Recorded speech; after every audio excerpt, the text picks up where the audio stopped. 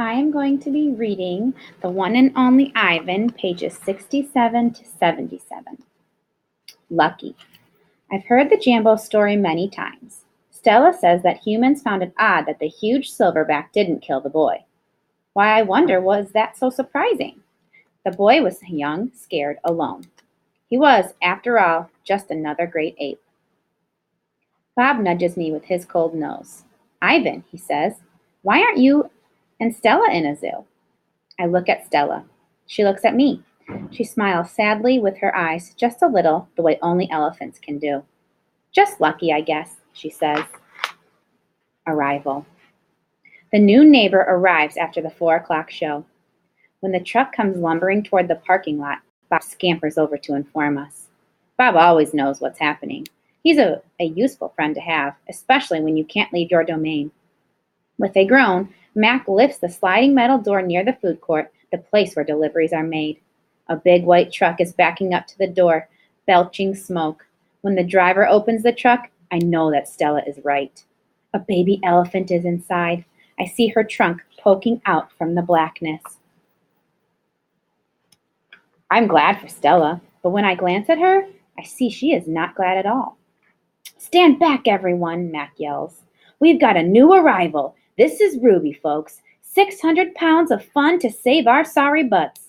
This gal is going to sell us some tickets. Mac and 2 men climb into the black cave of the truck. We hear noise, scuffling, a word Mac uses when he's angry.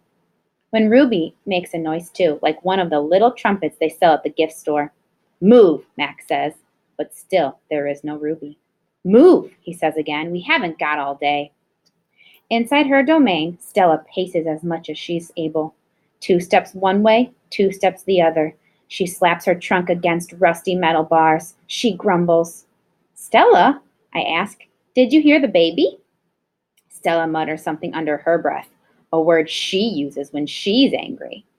Relax, Stella, I say. It will be okay. Ivan, Stella says, it will never, ever be okay. And I know enough to stop talking. Stella helps. The men are still yelling. Some of the yelling is at each other, but most of it is at Ruby. We hear scrambling, pounding, shifting. The side of the truck shudders. I'm starting to like this elephant, Bob whispers. I'm getting the big one, Mac says. Maybe she can coax the stupid brat out of the truck. Mac opens Stella's door. Come on, girl, he urges. He unties the rope attached to the floor bolt. Stella pushes past Mac, nearly knocking him over. She rushes as best she can, limping heavily toward the open back door of the truck. She catches her swollen foot on the edge of the ramp and winces. Blood trickles down. Halfway up the ramp, she pauses. The noise in the truck stops. Ruby falls silent. Slowly, Stella makes her way up the rest of the ramp. It groans under her weight, and I can tell how much she is hurting by the awkward way she moves. At the top of the incline, she stops. She pokes her trunk into the emptiness. We wait. The tiny gray trunk appears again. Shyly, it reaches out, tasting the air. Stella curls her own trunk around the babies. They make soft rumbling sounds. We wait some more. A hush falls over the entire Big Top Mall. Thud, thud, step, step, pause. Step, step, pause. And there she is. So small she can fit underneath Stella with room to spare. Her skin sags and she sways unsteadily as she makes her way down the ramp. Not the greatest specimen, Mac says, but I got her cheap from this bankrupt circus out west. They had her shipped over from Africa. Only had her a month before they went bust. He gestures toward Ruby. Thing is, people love babies. Baby elephants, baby gorillas, heck, give me a baby alligator and I could make a killing. Stella ushers Ruby toward her domain. Mac and the 2 men follow. At Stella's door, Ruby hesitates. Mac gives Ruby a shove, but she doesn't budge. Doggone it, get a clue, Ruby, he mutters, but Ruby isn't moving, and neither is Stella. Mac grabs a broom. He raises it. Instantly, Stella steps in front of Ruby to shield her. Get in the cage, both of you, Mac shouts. Stella stares at Mac, considering. Gently but firmly, using her trunk, she nudges Ruby into her domain. Only then does Stella enter. Mac slams the door shut with a clang. I see 2 trunks entwined. I hear Stella whispering. Poor kid, says Bob.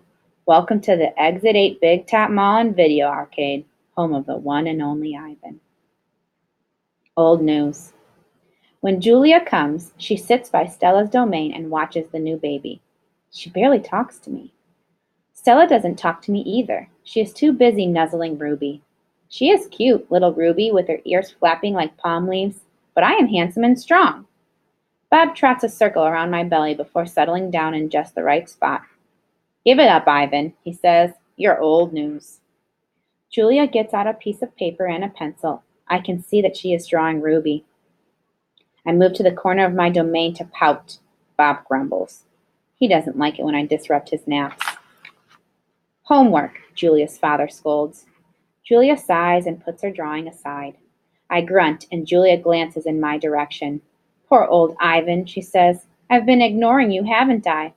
I grunt again, a dignified, indifferent grunt.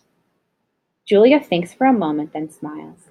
She walks over to my domain, to the spot in the corner where the glass is broken. She slides papers through. She rolls a pencil across my cement floor. You can draw the baby elephant too, Julia says. I bite the pencil in half with my magnificent teeth. Then I eat some paper.